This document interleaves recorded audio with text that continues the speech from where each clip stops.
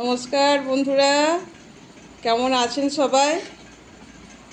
আজকে আমার কি বলবো, নীলের উপোস তো। দেবাদেব মহাদেবের কাছে সকলেই চেয়েছে কিছু না কিছু, সকলেই দেবাদিদেব মহাদেবের কাছে কিছু না কিছু চায়। তো আজকে আমারও মনের ইচ্ছা ছিল, ছেলে আমার দীর্ঘ 1 মাস প্রায় 10 দিন বাড়ির বাইরে আছে, নয়ডা থেকে ছত্তিশগড়। তো কোলের ছেলে খুবই মন খারাপ। তো আজকে সেই সুসংবাদ এসছে, আমার ছেলে আসছে, আর তার সঙ্গে ভরাভর্তি সংসার, আমার জামাই, মেয়ে, আজকে সকলে মিলে ভীষণ মজা আনন্দ করব। সেই আনন্দে আজকে রান্নাবান্নাও হচ্ছে, আপনাদের রান্নাবান্নাটাও একটু দেখাবো, দেখতে থাকুন। এই আমার জামাইয়ের ঘর, আর এটা হচ্ছে আমাদের ঘর। আজকে ছেলে আসবে বলে সুন্দর করে সব সাজিয়েছি।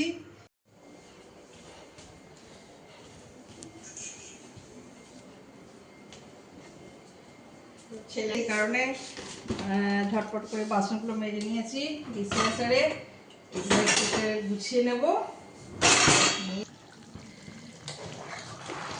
তো আজকে ছেলে আসবে, সেই জন্য ছেলে আবদার করেছে, মা আজকে মাটন খাবো আর পোলাও। আর সেই কারণে আপনার যেসব টুকটাক মশলা, আদা রসুন পেঁয়াজ সব কিছু দিয়ে ম্যারিনেশন করা ছিল, সেটাকে এখন বসিয়ে দিয়েছি, কিছুক্ষণ ফুটতে দেব। আর তার উপর আমি এই দুটো রসুনকে দিয়ে দেবো, ছেলে যেটা খেতে খুবই পছন্দ করে। আর হবে পোলাও, আর তার সঙ্গে হয়তো বাঁশকাঠি চালের ভাত এখন মেনুতে আছে। এই এসেছে দেখছে, এটা এবার প্রেসারে দিয়ে দেব। আর এইখানে আমি আপনার এই পোলাওটা চাপাবো।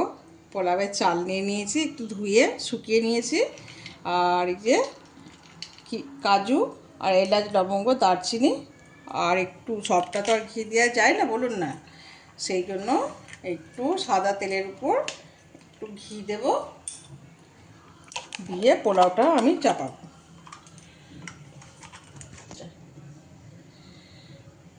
ঘি দিয়ে দিলাম, ঘিটা একটু গলে গেলেই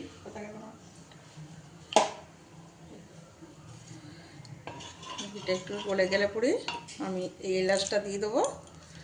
এলাচ, লবঙ্গ, দারচিনি হালকা 2 মিনিট একটু ভেজে নিয়ে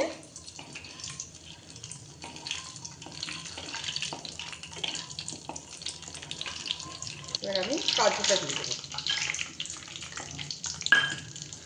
হ্যাঁ, এবার আমি চালটা দিয়ে দেবো।